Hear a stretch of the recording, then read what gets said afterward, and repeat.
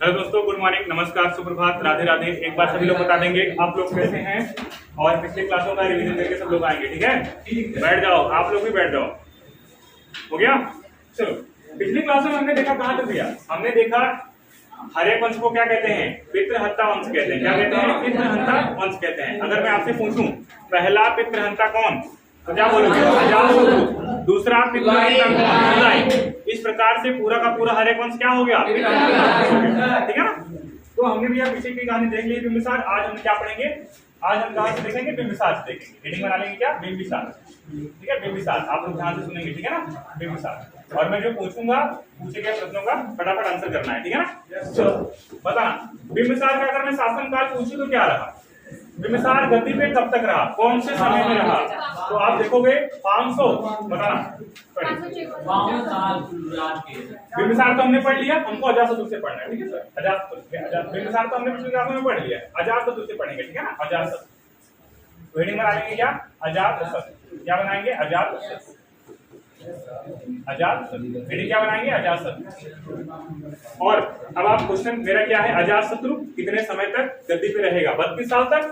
अजातशत्रु कितने वर्षों तक शासन करेगा? 32 साल तक। बताना कब से कब तक रहेगा? अगर मैं कहूँ समय अवधि क्या है? तो ये रहेगा भैया 492 से लेके 460। अगर आप 460 क्या BC, 460 BC तक है, ठीक है? और देखो, मैंने कहा आपसे अजातशत्रु का, अगर मैं कहूंगी अजातशत्रु का अन्य नाम क्या है? बताना। अजातशत्रु का मैंने अन्य नाम बताया, क्या बताया है? तो आप जानते हैं अजातशत्रु का अन्य नाम क्या होता है मेरे दोस्तों? क्या होता है? कुणित होता है। क्या होता है? कुणित होता है। और कुणित का मतलब क्या होता है? पिता की हत्या करने वाला। आगे देखते हैं, आगे हम क्या देखेंगे? अगर मैं पूछूं भैया इसने कितने वर्षों तक शासन किया, तो इसने किया कितने वर्षों तक? 32 वर्षों। इसके पिता ने किया था कितना? 52 वर्ष शासन किया था। ये भैया कितना वर्ष करेगा? 32 वर्षों तक शासन करेगा। ये 32 वर्षों तक शासन करेगा। क्या क्या इसने 32 वर्षों तक शासन किया। चलो, और हमने क्या बताया? अजातशत्रु के समय कौन सी संगीति होगी? पहली बौद्ध संगीति 483 में, 483 में, है ना? 483 BC में, 483 BC में क्या होती है? इसी के समय फर्स्ट बौद्ध संगीति क्या होती है? तो फर्स्ट बौद्ध संगीति का आयोजन होता है। फर्स्ट बौद्ध संगीति का आयोजन होता है। अब जब भी आ जाए आप, जब हमने कहा जब भी आपको फर्स्ट बौद्ध संगीति का आयोजन मिले, तो इसके बारे में हमने कहा हमेशा आपको 2-3 बातें याद होनी चाहिए। ये भैया इसका आयोजन कौन से स्थान पे हुआ था? आपको स्थान याद होना चाहिए। और इस समय कौन अध्यक्ष थे? आपको अध्यक्ष याद होने चाहिए। और हमने कहा यहाँ पे शासनकाल किसका था? तो शासनकाल तो इतना कॉमन सेंस आप लगा सकते हैं कि हम अगर अजातशत्रु पढ़ रहे हैं तो अजातशत्रु का क्या रहेगा? शासनकाल। चलिए देख लेते हैं। तो हमने कहा क्या हो जाएगा? राजगिरी। क्या हो जाएगा? राजगिरी। क्या हो जाएगा? राजगिरी। और अध्यक्ष कौन रहेगा? महाकश्यप रहेगा। कौन रहेगा? महाकश्यप रहेगा। महाकश्यप। और देखिए शासनकाल किसका है? तो अजातशत्रु। शासनकाल किसका है? तो अजातशत्रु। और मैंने दोस्त क्या बताया? और मैंने बताया कि इसी के समय में सबसे बड़ी घटना क्या हो जाएगी? भगवान जी, गौतम बुद्ध जी की और महावीर स्वामी की, दोनों की क्या हो जाएगी? मृत्यु हो जाएगी। ठीक है, इसी के शासनकाल की सबसे बड़ी घटना, इसके शासनकाल की सबसे बड़ी घटना, इसके शासनकाल की क्या होगी भैया? सबसे बड़ी घटना होगी। सबसे बड़ी घटना, देखो सबसे बड़ी घटना का मतलब क्या है? सबसे बड़ी घटना का मतलब क्या है? बताना। तो यहाँ पे क्या होगा? जो भगवान बुद्ध जी है, कौन भैया? गौतम बुद्ध जी। कौन है? गौतम बुद्ध जी। गौतम बुद्ध जी। और कौन है भैया? महावीर स्वामी। और कौन है? महावीर स्वामी। पीछे बात कर रहे हैं क्या कुछ लोग? महावीर स्वामी। बात जरूर मत करिए। महावीर स्वामी। दोनों की मृत्यु हो जाती है। दोनों की क्या हो जाती है? मृत्यु हो जाती है। अगर मैं कहूँ भैया गौतम बुद्ध जी की मृत्यु कब होती है? तो 483 BC में, 483 BC में गौतम बुद्ध जी की मृत्यु होती है। और भैया 468 BC में किसकी मृत्यु होती है? महावीर स्वामी मृत्यु होती है। अगर आप दोनों शासनकाल देखोगे तो इसी के बीच में आ जाएगा। और हमने अगली बात क्या बताया इसके बारे में? और हमने कहा अजातशत्रु क्या करेगा भैया? अजातशत्रु और किसके बीच में संघर्ष होगा? प्रसेनजीत के बीच में संघर्ष होगा। और संघर्ष इसलिए होगा कि जो प्रसेनजीत हैं महाकोसला के क्या हैं? भाई हैं। अब महाकोसला कौन है भैया? इनकी चचेरी माँ है ना? अजातशत्रु की चचेरी माँ है। अब प्रसेनजीत ये कहेंगे कि हमने जो काशी दहेज दिया था आपके पिताजी को दिया था, आपको तो दिया नहीं था। अब आपने अपने पिताजी की हत्या कर दी तो काशी क्या करिए, हमको लौटाइए। इस बात को लेकर क्या होता है, युद्ध हो जाता है। लेकिन अजातशत्रु क्या है, इसमें उनको पराजित करता है और विजयी होता है। फिर क्या करना पड़ता है, काशी को तो ले ही लेता है और उनकी पुत्री से विवाह कर लेता है। क्या नाम है उसका, वाजीराव। क्या नाम है, वाजीराव। क्या हो गया, अरे कल मैंने समझाया था ना, चचेरे मामा लगते थे। आप देखो भैया, हमने कहा काशी के लिए क्या होगा, जो काशी है इसके लिए क्या होगा, काशी के लिए संघर्ष होगा। काशी के लिए क्या होने वाला है, संघर्ष। काशी के लिए संघर्ष होगा। और अजातशत्रु क्या करेगा, प्रसेनजीत को हरा देगा। और अजातशत्रु क्या करेगा भैया, अजातशत्रु प्रसेनजीत को क्या करेगा, हरा देगा। प्रसेनजीत को पराजित कर, प्रसेनजीत को क्या करेगा, पराजित कर उनकी पुत्री, पराजित कर उनकी पुत्री। बताना उनकी पुत्री का नाम क्या है। हमने कहा उनकी पुत्री का नाम क्या होता है, वाजीराव। उनकी पुत्री का नाम क्या होता है, वाजीराव। तो भैया हमने कहा उनकी पुत्री वाजीरा से क्या करेगा, विवाह कर लेगा। वाजीरा से क्या करता है, विवाह करता है। वाजीरा से क्या करता है, विवाह करता है। इतनी बातें सबको समझ में आई। हमने कहा काशी के लिए क्या होगा, संघर्ष होगा। अब संघर्ष किसके किसके बीच होगा, तो अजातशत्रु और प्रसेनजीत। प्रसेनजीत की बहन कौन है, प्रसेनजीत की बहन कौन है, महाकोसला। और महाकोसला ऐसी क्या है, चचेरी माँ। अगर बात करूं मैं अजातशत्रु की माँ का नाम क्या है, अजातशत्रु की माता का नाम क्या है बताना। तो मैंने क्या कहा, चेलना। ये चेलना किसका पुत्र है, चेलना का पुत्र है। और हमने कहा बिंबिसार पहले बौद्ध धर्म का अनुयायी रहेगा और चेलना के कहने पे क्या हो जाएगा, जैन धर्म का अनुयायी हो जाएगा। तो जब अजातशत्रु की माता जैन धर्म मानती है तो अजातशत्रु भी कौन सा धर्म मानेगा, जैन धर्म मानेगा। तो ये कौन सा धर्म मानता है, जैन धर्म। जब भी कभी आपसे पूछा अजातशत्रु कौन से धर्म को अपनाया, तो जैन धर्म को मानता था। अजातशत्रु कौन से जैन धर्म को क्या करता था, मानता था। कौन मानता था जैन धर्म, अजातशत्रु मानता। और हमने कहा अगर आपसे पूछे अजातशत्रु की राजधानी क्या थी, इसने अपनी राजधानी क्या बनाई थी, तो मैंने कहा इसके पिता की जो राजधानी थी क्या, राजगिरी, वही क्या रहेगी, इसकी भी राजधानी रहेगी। किसकी राजधानी रहेगी, इसकी राजधानी रहेगी। और इसने ये क्या किया था, 492 में अपने पिता की हत्या करके क्या किया, राजगद्दी पे बैठ गए। इतनी बातें सबको याद है, इतना ही मैंने कल पढ़ाया था आपको। चलो आगे चलूं मैं, आगे चलूं ना। चलो आगे हमने कहा अब अजातशत्रु जो भी है कौन है, अजातशत्रु। इसकी हत्या कौन करेगा बताओ, अजातशत्रु की हत्या करके, अजातशत्रु की हत्या कौन करेगा, उदयन करेगा। अजातशत्रु की हत्या किसने कर दी, उदयन ने कर दी। किसने कर दी, उदयन ने कर दी, उदयन ने कर दी। अजातशत्रु की हत्या कौन करेगा, तो उदयन करेगा। और हमने कहा जब अजातशत्रु की हत्या उदयन कर देगा तो कौन गद्दी पे बैठेगा, उदयन गद्दी पे बैठेगा। कौन गद्दी पे बैठेगा भैया, उदयन गद्दी पे बैठेगा। तो उदयन गद्दी पे कब से कब तक रहेगा बताना।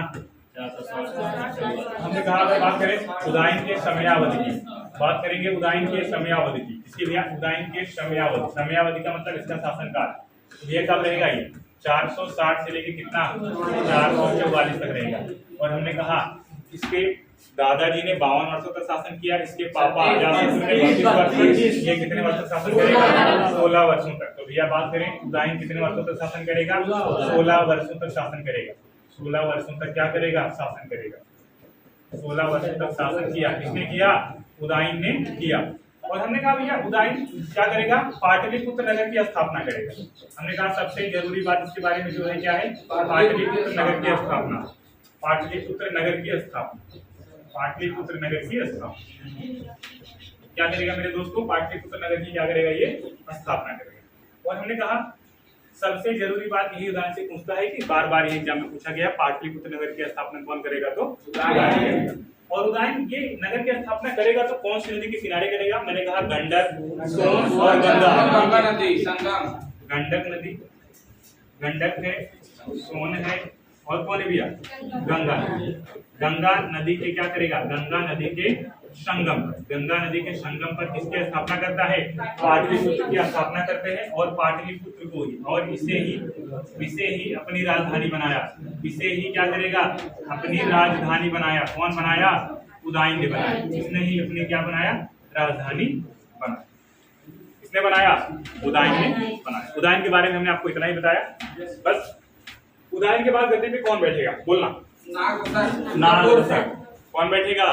नागदशक बैठेगा। हमने कहा उदयन के 2-3 पुत्र होते हैं, जैसे अनिरुद्ध है, मुंडा है, वो किसी काम के नहीं, वो एक नंबर के निकम्मा, लापरवाह, गधा, पागल इंसान है, ठीक है ना? हाँ तो हाँ गलेडी भंगेड़ी, ठीक है। तो जो उदयन है, उदयन के बाद मैंने कहा भैया उदयन के बाद गद्दी पे कौन बैठेगा? नागदशक। कौन आएगा? नागदशक। हमने कहा नागदशक के बारे में विशेष बातें याद नहीं रखनी है आपको, केवल नागदशक के बारे में आपको इतना याद रखना है। तो कौन है नागदशक? ये क्या है भैया? नागदशक क्या है? किस वंश का? हर्यक वंश का। हर्यक वंश का अंतिम शासक कौन है? हर्यक वंश का अंतिम शासक। हर्यक वंश का अंतिम शासक कौन है? नागदशक। हर्यक वंश का अंतिम शासक कौन सा है? तो नागदशक। इसके बारे में सबसे ज्यादा क्वेश्चन अधिकांश सभी शासनकाल आप पढ़ोगे तो केवल इससे इतना क्वेश्चन पूछता है, इसके वंश की स्थापना किसने की, इसका अंतिम शासक कौन। आपका जो लगभग जो पॉसिबिलिटी बनती है क्वेश्चन की, तो लगभग यही पूछा जाता है वंश का शासक कौन था और अंतिम शासक कौन रहा। अंतिम शासक आप बिल्कुल याद करेंगे, ठीक है ना। तो जब भी आपसे पूछे भैया हर्यक वंश का अंतिम शासक कौन रहा, तो कौन रहा? आपका नागदशक रहा। बताएंगे नागदशक की हत्या किसने की? नागदशक की हत्या भैया इसके मंत्री ने, इसका एक मंत्री है, इसके मंत्री ने कर दी। इसके मंत्री का नाम क्या है? शिशुनाग। किसने भैया? शिशुनाग। देखो ये नागदशक है, ये शिशुनाग है, तो दोनों के नाम में क्या है? नाग है। दोनों के नाम में क्या आ रहा है? नाग आ रहा है। तो भैया शिशुनाग ने कर दी। अब शिशुनाग भैया नागदशक की हत्या करके एक नए वंश की स्थापना करेगा, जिसका नाम क्या है? शिशुनाग। इसकी हत्या करके इसने एक नया वंश बनाया, इसने एक नया वंश की स्थापना की, फिर नए वंश की स्थापना की, और इस वंश का नाम क्या है? शिशुनाग। क्या भाई? शिशुनाग। शिशुनाग।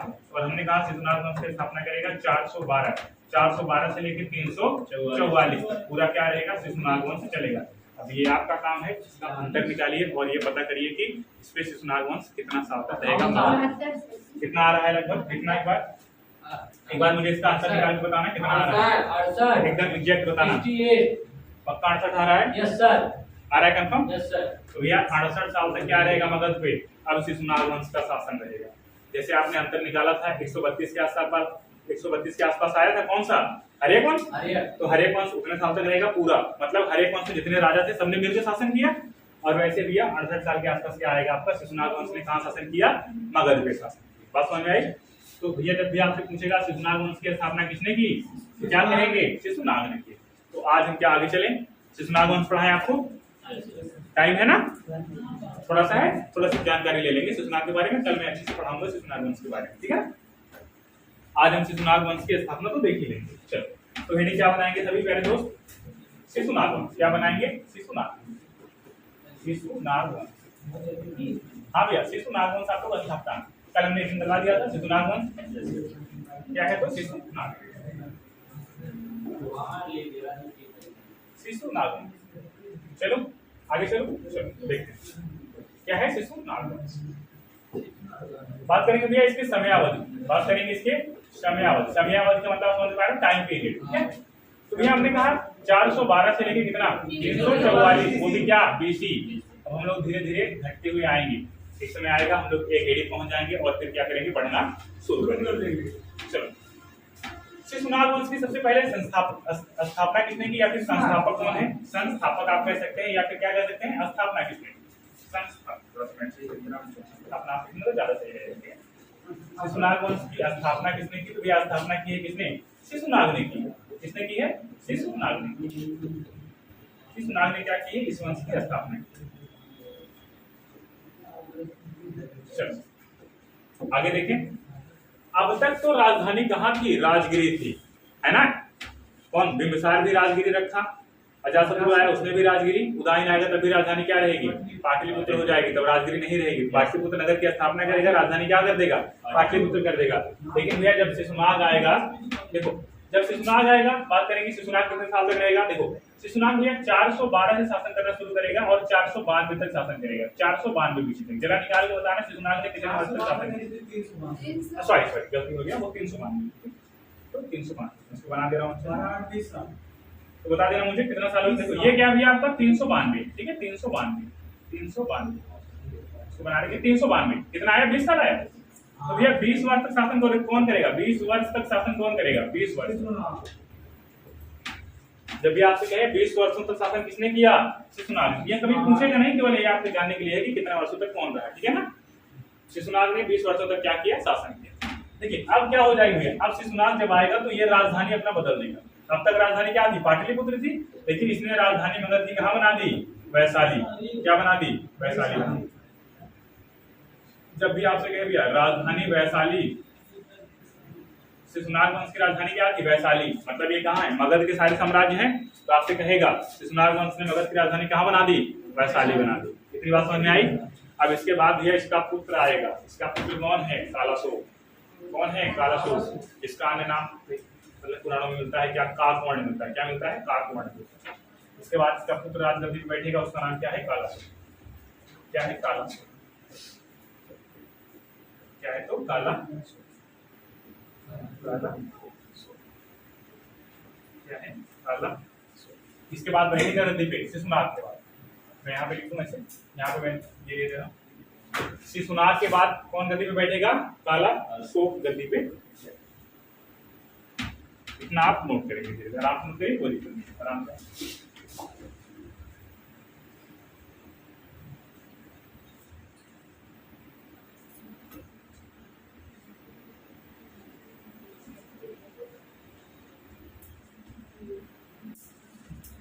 हो गया? नहीं नहीं, ये लोग बाप वगैरह को मारने वाली कहानी खाली खड़े हों तुम्हारे कॉन्सेप्ट, ठीक है। ये लोग ठीक ठाक है, अपने पिता की इज्जत करेंगे, अपने पिता को मारेंगे, ठीक है। चलो देखते हैं थोड़ा सा जो कालाशोक है, कौन है कालाशोक। एक कहानी शिशुनाग के बारे में थोड़ा सा और जान लीजिए। शिशुनाग क्या करता है, लिख रहा हूँ। शिशुनाग क्या करेगा, अवंती को जीतेगा। क्या करेगा, अवंती को जीतेगा।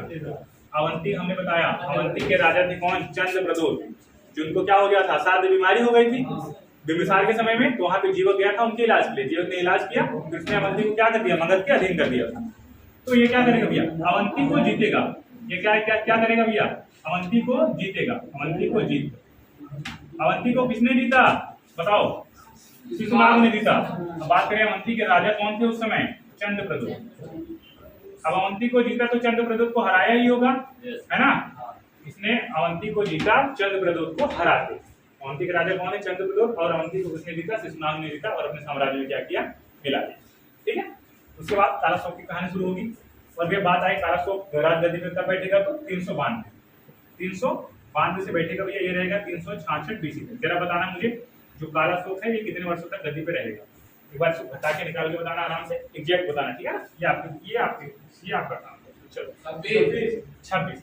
तो भैया आप यहाँ पे लिख सकते हो ऐसे, 26 वर्षों तक शासन कौन किया, तो कालाशोक ने किया। 26 वर्षों तक शासन कौन किया, कालाशोक ने।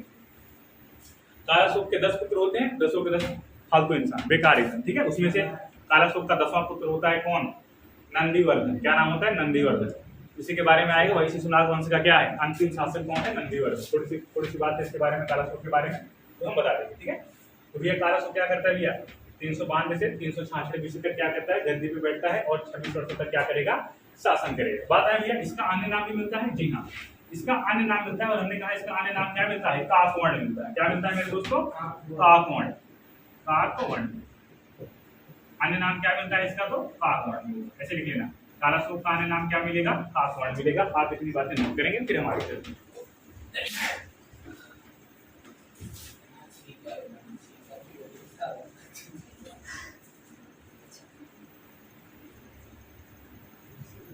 अच्छा सर जी, डेट ऑफ पूछा था। देखो भैया कभी ये बहुत रेयर केस में बातें हैं जिसमें आपका टफ अगर क्वेश्चन बनाने के लिए क्या करते हैं, हिस्ट्री से कुछ डेट उठा लेता है, इसका शासनकाल कब से कब तक रहा, ठीक है ना। तो अगर आप नजर पढ़े रहेंगे तो हो सकेगा तो आप ऑप्शन टिक कर ले, लेकिन अधिकांश ये देखा गया है कि डेट से क्वेश्चन बहुत कम आता है, ठीक है। अगर हम डेट साथ में नहीं लेके चलेंगे तो आपको ये समझ नहीं आएगा कौन सा पहले हुआ कौन सा बाद में हुआ, ठीक है। तो हमको डेट साथ में लेके चलना जरूरी होता है। इससे आपको आइडिया होता रहता है कि हम कहाँ तक पहुंचे हैं, कौन से समय हैं, कितना साल पहले मतलब कितना साल पीछे की कहानी पढ़ रहे हैं, इससे आपको आइडिया होता रहता है। और हाँ, डेट अगर आप पढ़ लेते हैं, आप याद कर लेते हैं, तो आपका क्या है, पूरा का पूरा क्लियर कट रहेगा। आप कभी ये नहीं भूलेंगे कि पहले कालाशोक आ गया कि पहले शिशुनाग आ गया, ठीक है। तभी हिस्ट्री में क्या होता है, ये चीजें होती हैं, आपको समझ नहीं आएगा पहले हुमायूं आया तो पहले अकबर आया कि पहले बाबर आया, ठीक है। तो जब आप अच्छे से चीजें क्लियर करके सन बाय सन पढ़ेंगे तो आपको समझ में आएगा। दिमाग घूम रहा है क्या, दिमाग घूम रहा है क्या, कौन आया, सब क्लियर हो जाएगा। आप पढ़ोगे तो क्लियर हो जाएगा। यहाँ तक आपका हो गया, लिख लो आराम से नोट हो जाए तो मुझे बता देना, फिर मैं आगे चलूँ। टाइम आगे चलो, टाइम है आज तो हम पूरा का पूरा क्या करेंगे, शिशुनाग वंश खत्म ही कर देंगे, कल से नंद वंश पढ़ेंगे, ठीक है। 8-10 पॉइंट होगा, मैं इसको पढ़ा दूंगा। आगे चलूं। अब अगर कालाशोक आ गया तो आपको याद होना चाहिए कि द्वितीय बौद्ध संगीति कालाशोक के समय में है ना। चलो आगे चलो, यहाँ क्या पढ़ेंगे, कालाशोक। कौन है कालाशोक, और हमने आपको अच्छे से बता दिया विदेश ऊपर। कालाशोक का समय क्या है बताओ, हमने कहा 392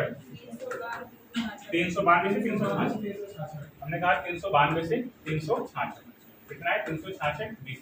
ये किसका टाइम पीरियड है, तो कालाशोक का टाइम पीरियड है। और हमने कहा कालाशोक ने कितने वर्षों तक शासन किया, तो 26 वर्ष। आप लोगों ने निकाल के बताया 26 वर्षों तक शासन कौन करेगा, आपका कालाशोक करेगा। और हमने कालाशोक के अन्य नाम के बारे में भी जान लिया। कालाशोक का अन्य नाम क्या होता है, तो अन्य नाम क्या होता है मेरे दोस्तों, काकवंश। क्या होता है, काकवंश। काकवंश कहते हैं कि कालाशोक क्या था, थोड़ा सांवला था। काक मतलब क्या होता है, कौवा। कौवा का रंग कैसा होता है, काला होता है, तो इसको भी क्या बोल दिया, काकवंश। ठीक है, चलो। और देखो भैया इसके बारे में एक बात आप बहुत गौर से सुनेंगे और बहुत अच्छे से याद रखेंगे। पाटलिपुत्र नगर की स्थापना किसने की थी, उदयन ने। उदयन ने अपनी राजधानी बनाया था, लेकिन इसके पिता, अगर बात करें कालाशोक के पिता है, ठीक है, कौन, शिशुनाग, जिन्होंने क्या किया, शिशुनाग वंश की स्थापना किया है। तो शिशुनाग वंश की राजधानी क्या बनाया था उन्होंने, वैशाली बनाया था। लेकिन कालाशोक है जो क्या करेगा, पुनः राजधानी कहाँ बनाएगा, पाटलिपुत्र। अगर आपसे कहे पुनः राजधानी, ये बात ध्यान देखना, पुनः राजधानी पाटलिपुत्र, पुनः राजधानी पाटलिपुत्र को बनाया। आपसे क्वेश्चन ऐसे पूछेगा, पाटलिपुत्र को पुनः राजधानी किसने बनाया, तो कौन आंसर होने वाला है, कालाशोक होने वाला है। अगर आपसे कहे पाटलिपुत्र को राजधानी किसने बनाया, तो क्या आंसर होगा, उदयन। लेकिन अगर आंसर कहे, मतलब क्वेश्चन कहे कि पुनः पाटलिपुत्र को राजधानी किसने बनाया, तो कालाशोक ने बनाया। ठीक है ना, ध्यान देना, देखना, पुनः राजधानी पाटलिपुत्र को बनाया, पुनः राजधानी पाटलिपुत्र को क्या किया, बनाया। किसने बनाया, कालाशोक ने बनाया। और हमने कहा कालाशोक के समय पे क्या होगी, दूसरी बौद्ध संगीति होगी। क्या होगी, दूसरी बौद्ध संगीति होगी। तो भैया जो सेकंड बौद्ध संगीति है, सेकंड बौद्ध संगीति का आयोजन, सेकंड बौद्ध संगीति का आयोजन, सेकंड बौद्ध संगीति का आयोजन, सेकंड बौद्ध संगीति का आयोजन हुआ किसके समय में हुआ, कालाशोक के समय में। और जब भी हमने कहा, जब भी इस तरीके की बौद्ध संगीति आए तो आपको 2-3 बातें इसके बारे में जरूरी है कि याद होना चाहिए। जैसे भैया इसका स्थान, दूसरी बौद्ध संगीति कहाँ पे हुई, और हमने कहा इसके समय में अध्यक्ष कौन था। और बात करें शासनकाल की, तो शासनकाल आप क्या करें, पढ़ ही रहे हैं, है ना। तो ये चीजें आपको तुरंत माइंड में क्लिक कर जानी चाहिए कि हाँ सर इसका आंसर ये होने वाला है। चलो देख लेते हैं इसका आंसर, फटाफट बोला जरा। स्थान क्या हो जाएगा, वैशाली हो जाएगा। स्थान क्या होने वाला है, वैशाली होने वाला है। अरे मैंने कहा था कि याद रखनी है, रावय पाकू। तो रा में क्या हो गया, पहला, वैसे क्या हो गया, वैशाली। अध्यक्ष कौन हो गया, सर्वकामी। अध्यक्ष कौन हो गया, सर्वकामी या सर्वकामी। शासनकाल किसका है, कालाशोक का है। किसका है, कालाशोक। और हमने कहा दूसरी वाली कौन से सन में होती है, बोलना, 383 में। अब मुझे जरा चेक करके बताना, 383 BC क्या इसके शासनकाल के अंतर्गत आएगा कि नहीं आएगा, आएगा, आएगा, बिल्कुल एकदम सही आंसर है। 383 BC आप देखोगे तो इसी के अंतर्गत आएगा आपका। अरे जब यहाँ से घटते हुए आओगे 392, 391, 390, है ना, फिर आओगे आपके 89, फिर 88, 87, ऐसे कर 85, 84, फिर 383, ऐसे घटते हुए आएंगे। तो ये वाला शासनकाल कहाँ पे आएगा, इसी के समय पे आएगा। इतना नोट हुआ, चल ये इसके आगे चलो मैं, हाँ कर लो, नोट कर लो आराम से। बात करें भैया इसके आगे, कालाशोक के 10 पुत्र हुए। कितने भैया, इसके 10 पुत्रों में, इसके कितने पुत्र थे, 10। इसके 10 पुत्रों में, इसके 10 पुत्रों में अंतिम पुत्र इसका कौन हुआ, इसके 10 पुत्र में अंतिम पुत्र हुआ मैं नंदीवर्मन। क्या नाम है इसका, नंदीवर्मन, नंदीवर्मन या फिर नंदीवर्मन। क्या नाम है, नंदीवर्मन। इसके 10 पुत्रों में भैया कौन हुआ, नंदीवर्धन। क्या हुआ, नंदीवर्धन। तो आपसे कहेगा शिशुनाग वंश का अंतिम शासक कौन, नंदीवर्धन। इसके बारे में 2-3 बातें याद रखेंगे। जब भी कहेगा शिशुनाग वंश, क्या हुआ, शिशुनाग वंश, शिशुनाग वंश का अंतिम शासक। जब भी आपसे कहे शिशुनाग वंश का अंतिम शासक कौन हुआ, क्या बताएंगे, नंदीवर्धन। शिशुनाग वंश का अंतिम शासक कौन है, नंदीवर्धन। अब देखो भैया, नंदीवर्धन की हत्या करेगा कौन, करेगा, महापद्म नंद। एक व्यक्ति है महापदम नंद, जो क्या करेगा, नंदीवर्धन की छुरा मार के क्या करेगा, हत्या कर देगा। तो यहाँ पे मैं लिख रहा हूँ, अच्छे से नोट करेंगे। नंदीवर्धन की हत्या, शायद इसका मंत्री ही है क्या, चेक करेंगे तो बताता हूँ, ठीक है। इसका मंत्री नहीं है, वो अलग व्यक्ति है, ठीक है। ये क्या करते हैं, थोड़ा सा कहानी यह रहता है, नंदीवर्धन अपने साम्राज्य में घूम टहल रहते हैं, उसी दौरान कौन आता है, महापदम नंद आता है, जिसको पुराणों में क्या कहा गया है, कुछ ग्रंथों में इसको क्या कहते हैं कि परशुराम का दूसरा अवतार बताया गया है, किसको, महापदम नंद को बताया गया है, ठीक है। जो महापदम नंद, इसके बाद कहानी आएगी महापदम नंद, तो मैं उनके बारे में डिटेल से बताऊंगा। तो यहाँ पे क्या हो जाएगी भैया, नंदीवर्धन, नंदीवर्धन की हत्या, नंदीवर्धन की हत्या, नंदीवर्धन की हत्या कौन करेगा, महापदम नंद करेगा। कौन करेगा, तो महापदम नंद करेगा। नाम ध्यान से लिखना, महापदम नंद, महापदम नंद, ठीक है। नंदीवर्धन की हत्या कौन करेगा, महापदम नंद। महापदम नंद ने छुरा मारकर कर दिया, या चाकू मारकर कर दिया, ऐसे लिखना, चाकू मारकर कर दिया, चाकू मारकर कर दिया।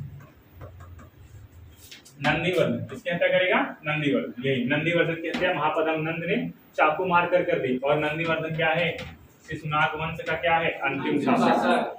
हर्यक वंश का अंतिम शासक कौन, नागदशक, नागदशक। हर्यक वंश के बाद कौन सा आया, शिशुनाग वंश। शिशुनाग वंश का अंतिम शासक कौन, नंदीवर्धन। अब पढ़ेंगे कौन सा, नंद वंश। अब यही जो महापदम नंद है, ये क्या करेंगे, नंदीवर्धन की तो हत्या कर दिया इन्होंने, अब नंदीवर्धन की हत्या करके महापदम नंद एक नए वंश की स्थापना करेंगे, जिसका नाम क्या है, नंद, जिसका नाम क्या है, नंद। तो कल हम क्या पढ़ेंगे, नंद वंश के बारे में पूरी की पूरी जानकारी पढ़ेंगे। एक बात सब लोग बताएंगे, सबको समझ में आया, यस सर, ठीक है, सबको समझ में आ गया। कोई चीज ऐसी भी है जितना मैंने आज पढ़ाया, कोई चीज ऐसी जो आपको समझ में ना आई हो इतनी बातों में, ऐसी कोई बातें ही नहीं। और क्या समझाना रहता है इसमें, केवल ये बताना रहता है इनका संबंध कैसे था, किसने किसको मारा, किसका पुत्र कौन हुआ, और कितने कितने वर्षों से शासन किया। कोई इसमें मैथ है क्या, कौन सा रॉकेट साइंस है इसमें समझना है आपको, कि हाँ भैया आम गिरा तो काहे गिरा, तो ऐसे समझना तो है नहीं। वो जब फिजिक्स पढ़ोगे तो पढ़ोगे, है ना। हाँ, जो आम गिरा तो काहे गिरा, वो हम फिजिक्स में बताएंगे, ठीक है ना। चलो, तो आज के लिए बस इतना ही। राधे राधे, धन्यवाद। आप सब लोग अपना ख्याल रखेंगे और अच्छे से पढ़ाई करते रहें। थैंक यू सर, चलिए, क्या हुआ, अच्छे से पढ़ाई नहीं हो रही है क्या आप लोगों की?